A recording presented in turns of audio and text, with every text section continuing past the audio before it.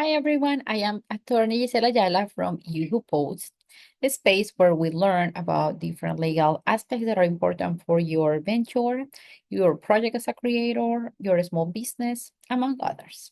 So in this video, we're going to talk about trademarks. What are trademarks and what are the first steps you want to take to protect that trade? Now, I want to start with some clarification. This video is for educational and informational purposes only and does not create an attorney-client relationship, and it cannot be considered legal advice. It's very important to get specific information regarding your business, your purpose, your state, applicable laws, among others. However, this video is going to help you to make these initial steps in regards to how do I protect my trademark, how do I think strategically about my resources to get that goal accomplished. Okay, so my name is Giselle Ayala. I am an attorney in New York. I work on trademarks, copyright licensing contracts, and from that experience, I am speaking to you today, right?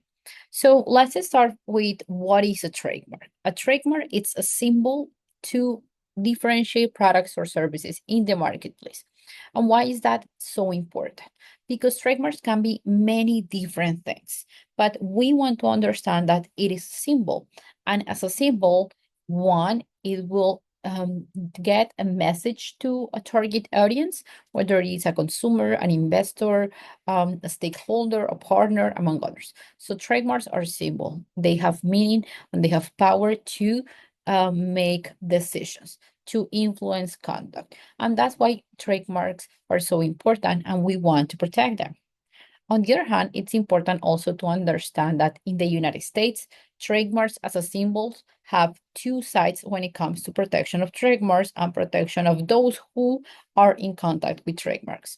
On one hand, there is this purpose of the law to protect the goodwill and the efforts of those who have developed strong trademarks and they want to use them to develop their business, to promote their services, to offer goods, among others. That's one side of the protection for trademarks. The other side of this regulation regarding trademark law is the consumer, those who receive trademark information. A trademark is symbol of quality. A trademark has a message. A trademark influences purchase decisions. And as a result of that, when it comes to trademark, the law, it's concerned about trademarks being truthful and being protected so that the correct message gets to the consumer. So we want a digital device that has quality and has certain characteristics. There is an incentive to protect the trademark that supports that quality. Because if we don't protect those trademarks, someone else can say, oh, this product, it's made by the same party, and maybe the product is not as good. So that's why we want to protect trademarks, to protect consumers who make decisions based on that trademark. And as a result of that, trademark, besides being a symbol, is identifier of source identifier. Who is responsible for that quality, for that product, for that service? Now, from that, we're going to think about also what kind of trademarks are there, right? They are symbols, but what kind of symbols? So when it comes to trademarks, you can have words. Those are word trademarks. You can have logos, drawings, an apple button, among others. You may also have sounds. One of them is, for instance, Intel has a specific sound and we all remember every time we listen to it. Another sound trademark, it's the Fox intro. And we may have also audiovisual trademarks, like the lion from the Metro-Goldwyn-Mayer. Those are audiovisual trademarks. Sometimes may also have what's called trade dress or three-dimensional trademarks. And those trademarks are directly related to the presentation of a product. Now, what's important to remember, a trademark is a monopoly on something that is a symbol to make a decision, right, regarding purchase.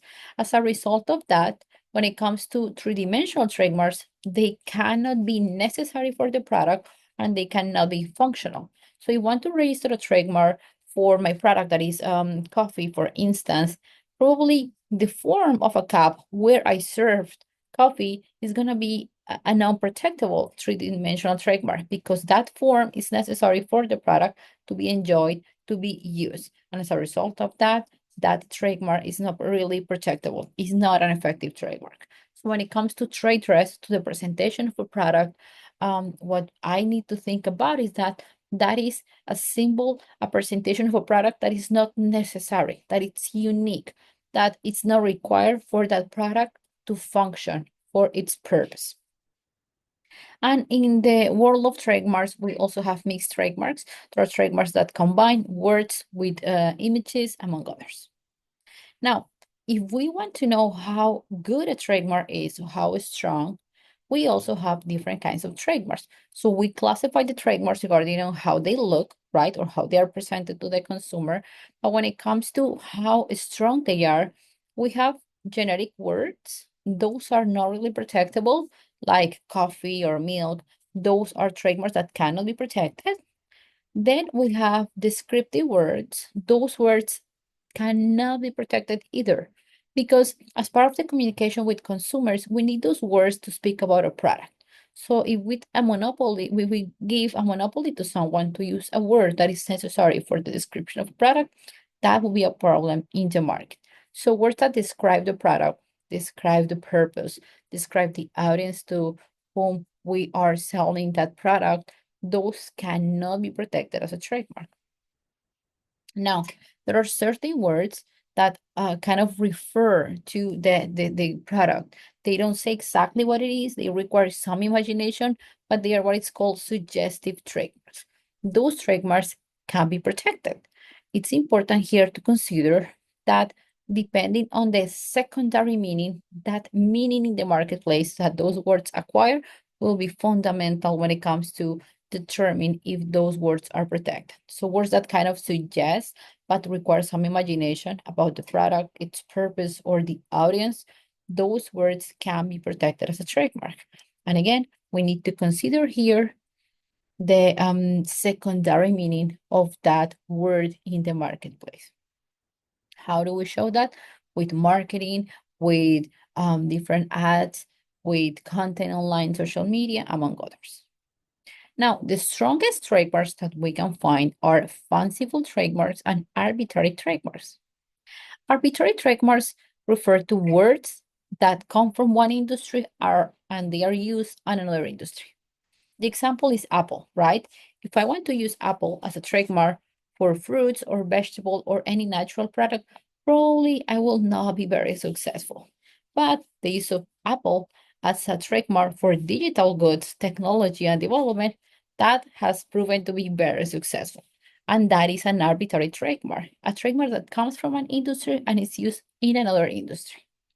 Now, in this case, it's very important to consider that we want to be creative and we want to be open-minded when it comes to the protection of trademarks, because sometimes people feel kind of weird using words that are not part of an industry, but that's what makes that trademark so special, unique, and protected. And the other types of trademarks that we have are fanciful trademarks, right? So these are made up words that become trademarks.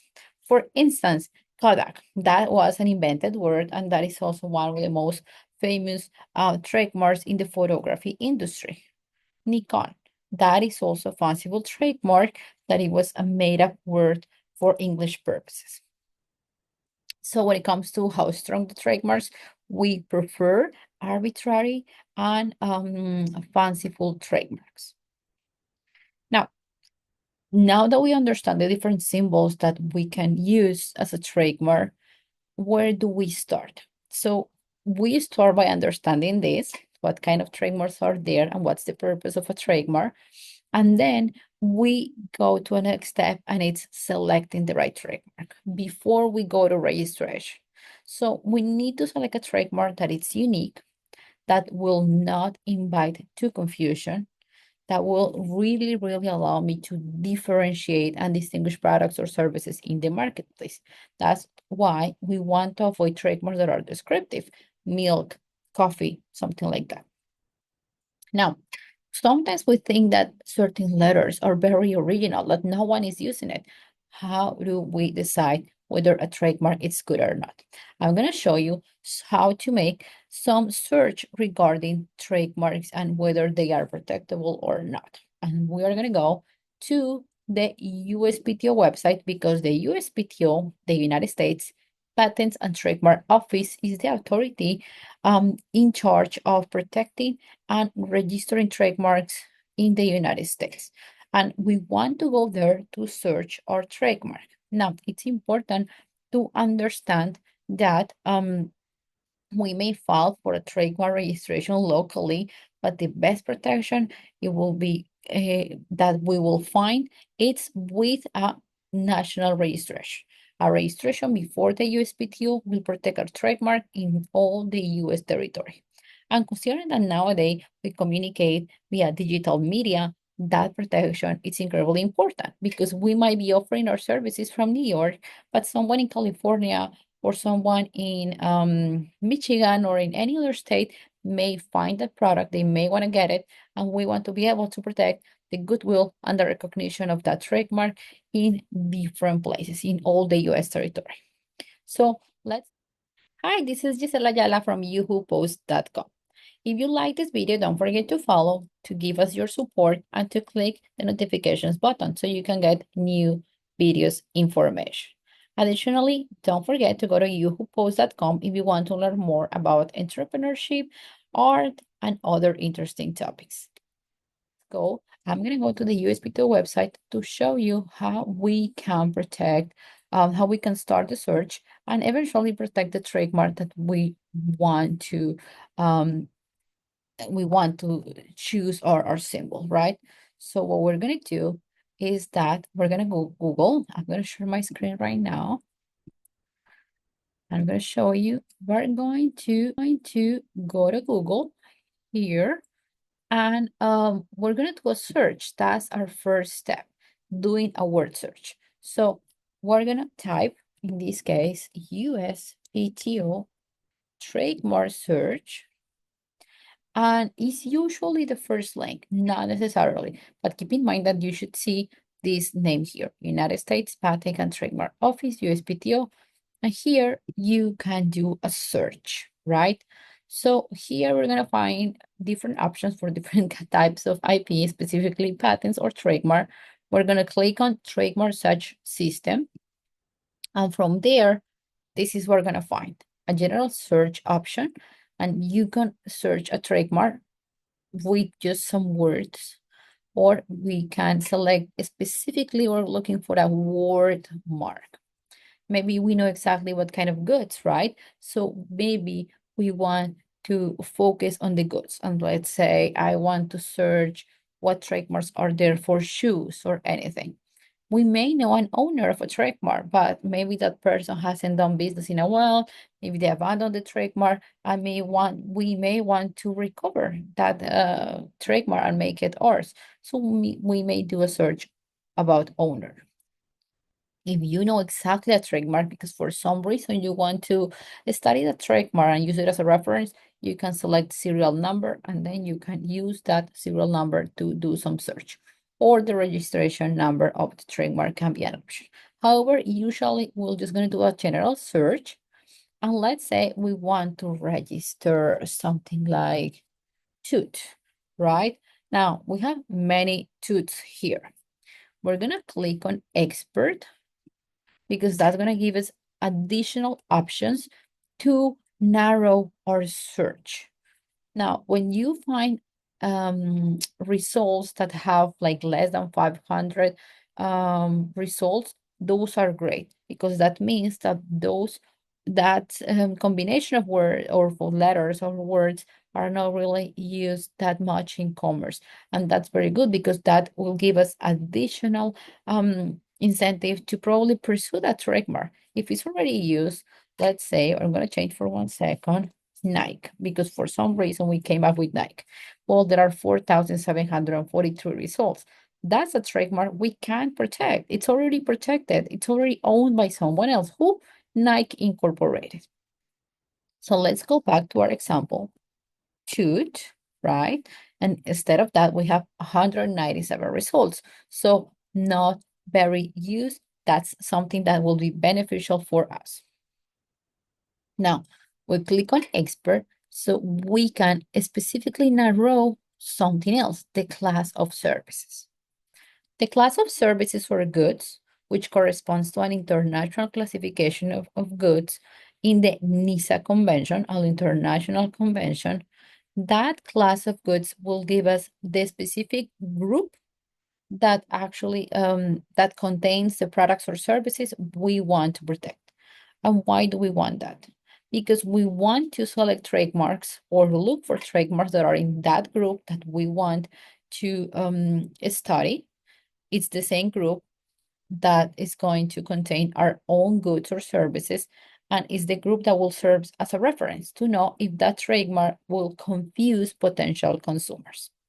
So if the group is a service in class 41, and I have a trademark for tooth in class 41 that I really like, but there is another business already offering services that are in class 41 using maybe the trademark tooth E, that might be a conflict. So I don't want to look all the trademarks that are registered in all the groups. I want to search trademarks that might be registered and a conflict in the group of services that I want to sell.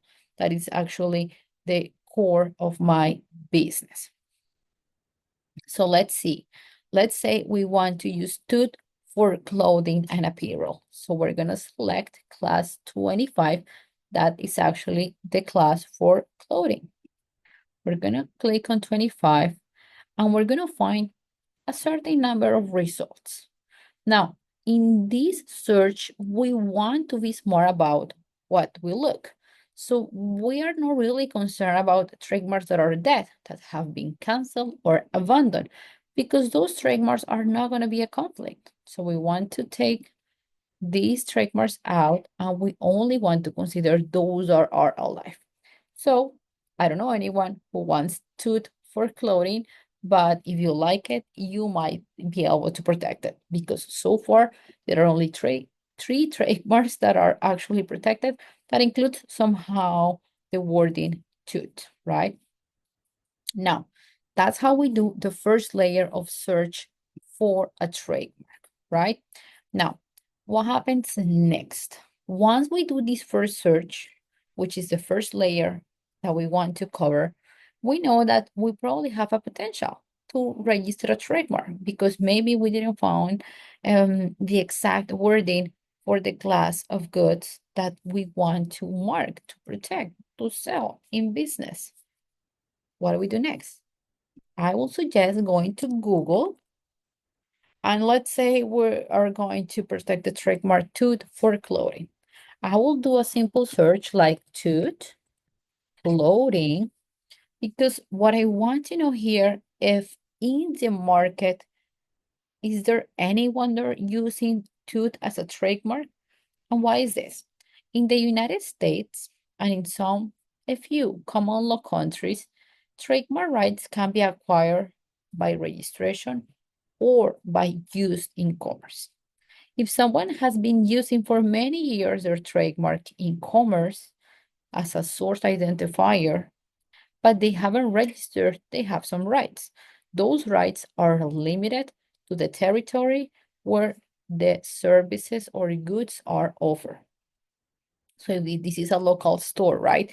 And they are in the city of in New York, only in Brooklyn, and they have this only store, right? But you can find tooth in the store in Brooklyn.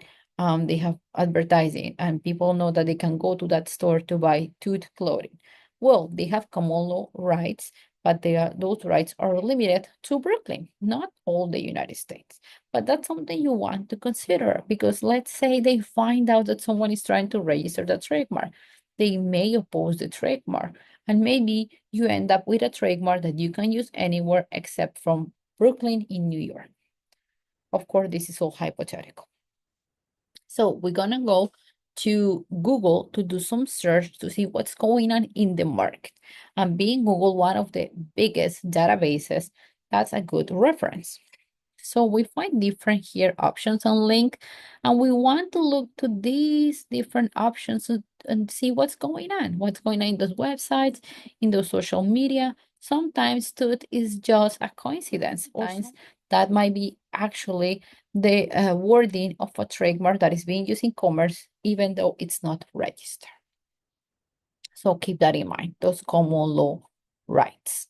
So after you do your first layer of search, which is the trademark search on the USPTO website, your second layer of search on Google, sometimes you may want to consider further analysis.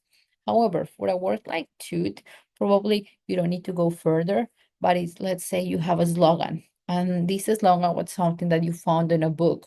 Well, probably you want to figure out if that phrase that now you have converted into a slogan is actually protected by copyright. Maybe that's a specific phrase super important for the core of that story.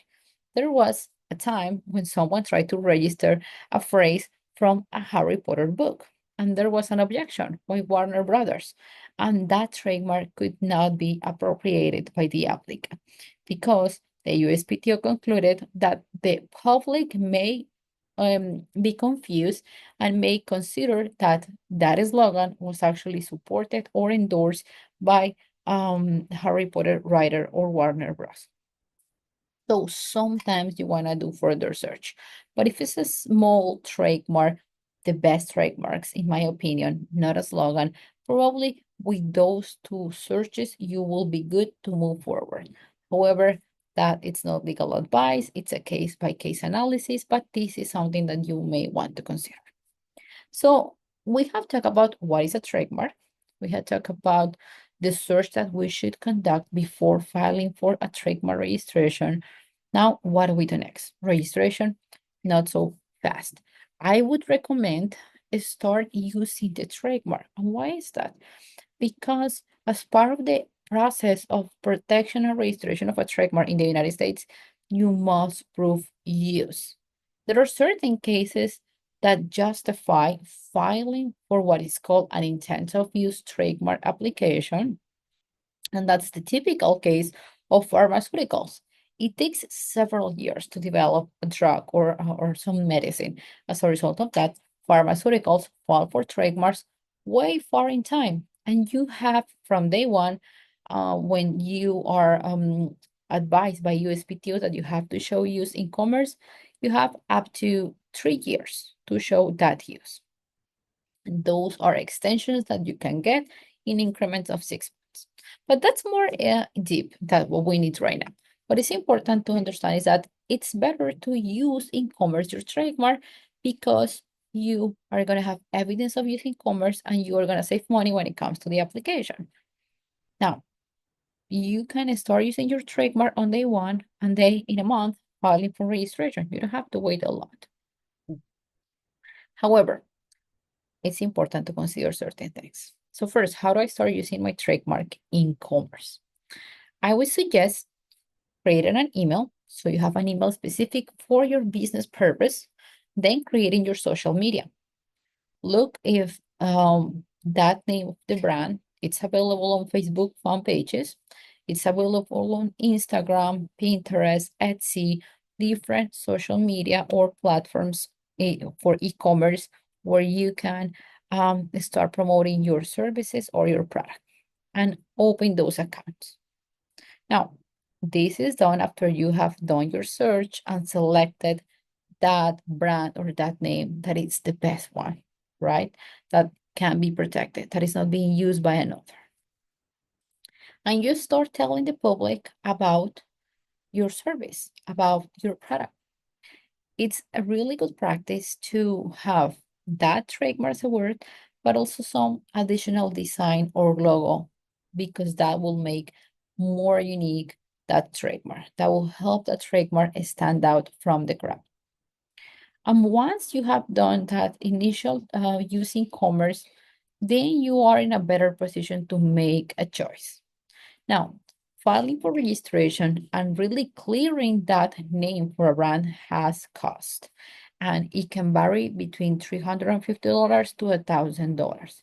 That depends on the fees, the number of products or services that you want to include in your application, and sometimes it may involve additional cost if you want to hire a trademark attorney to help you. So you need to reflect about what do you want in relationship with this brand, this name, and your business, or maybe your creative identity. Maybe it's too early and you don't have the budget for that. Or maybe you have been already in business for a long time, you haven't had any issues, but you really want to strengthen your intellectual property, so you feel it's time to file for trademark registration. It's important to consider all that before selecting the trademark or before choosing to actually file for registration, because it have cost, it take time, and after you get a certificate of registration, if you really want to position your trademark and your brand, you will need to spend money on marketing, on advertising, social media content, and more. And that's all for this video. It's an introduction. I know it's a lot of information, so you can watch that again. There is an article called Trademark Basics on yahoopost.com that you can check for additional information. You can also leave questions if there's anything you want to clarify. And this is just the first step. So I hope you learn about trademarks, about the different steps you can take to decide how to proceed, how to protect your trademark, and I will see you in another video. This is You Who Post. I am Giselle Ayala, and bye bye.